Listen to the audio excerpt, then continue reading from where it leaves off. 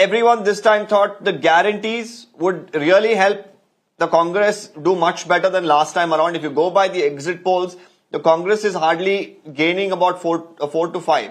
Many of them were expecting them to do at least 8 to 12 in Karnataka, that we don't see.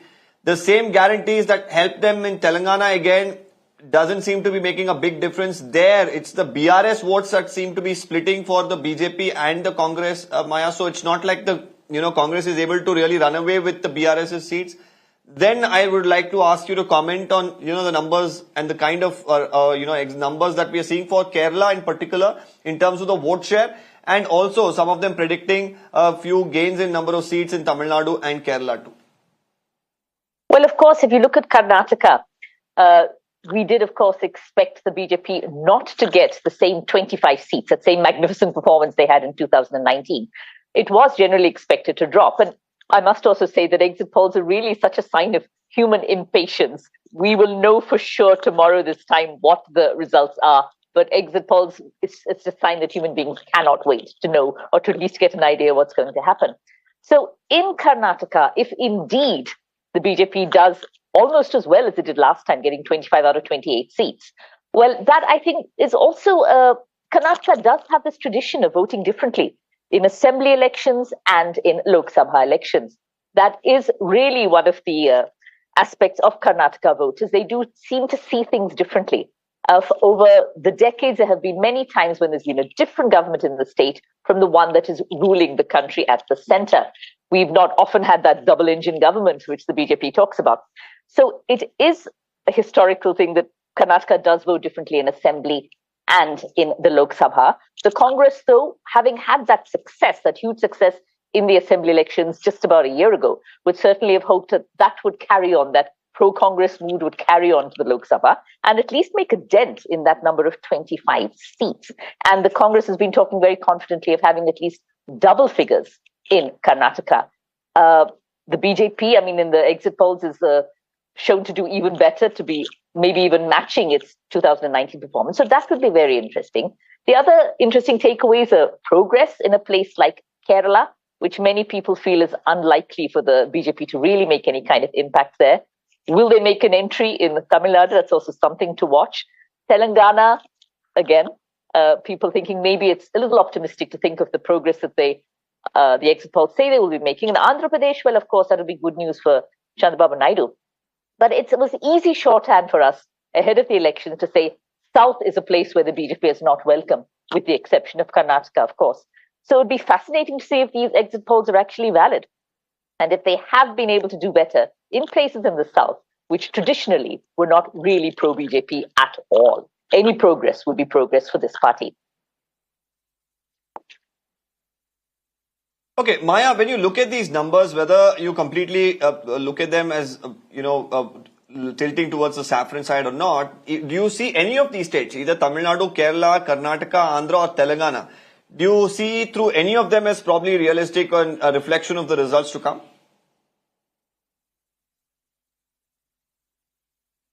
Or anything that you see at least close? I think that we can't rule out, I mean, exit polls are sometimes wrong, but they're usually right. They're usually on the right track. They may not have the numbers right, but they certainly often have the trends right. If the BJP is doing better according to the exit polls in many states, it's likely that they are doing better. It's likely to reflect the reality on the ground. Whether they, in fact, do as well as the exit poll says, well, that, of course, is still open to question.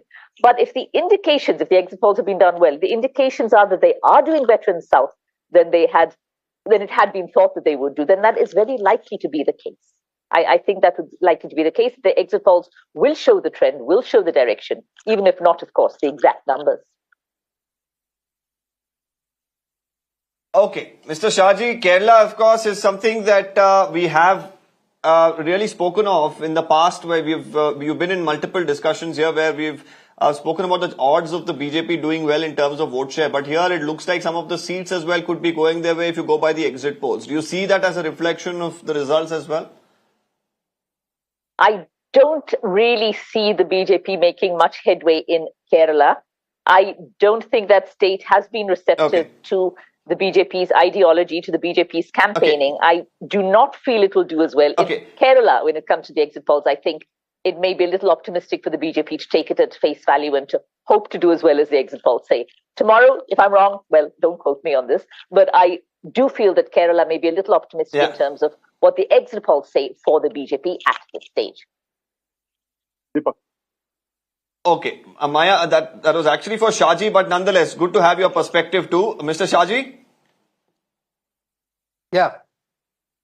The thing is that I am not challenging the authority of opinion polls or exit polls. And also, I am not against the BJP's right to celebrate these exit polls as the nation's mood on the eve of the election results. But the one thing is clear, while looking into the situation in Kerala, yesterday we went to many of these opinion polls, exit polls, and we found some of these channels or some of these agencies are simply saying the electoral vote number, the percentage between BJP and the ruling LDF in Kerala is just 2%. That is very difficult to digest. That is very difficult to believe.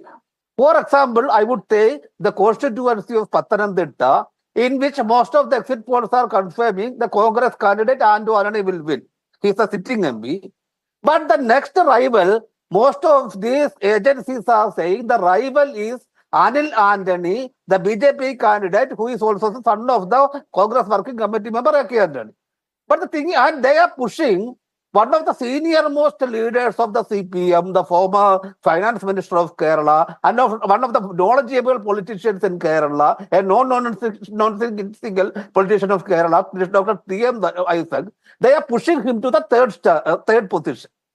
And it is quite illogical. Yesterday, I was taking part in a similar kind of discussion in a Malayalam channel. I saw the LDF and UDF representatives together finding a common cause, and they are saying, whatever be the politics, whatever be the differences, a person like Thomas Isaac would not go to the place of third if there is a authentic kind of survey happened in the case of Pathanamthitta.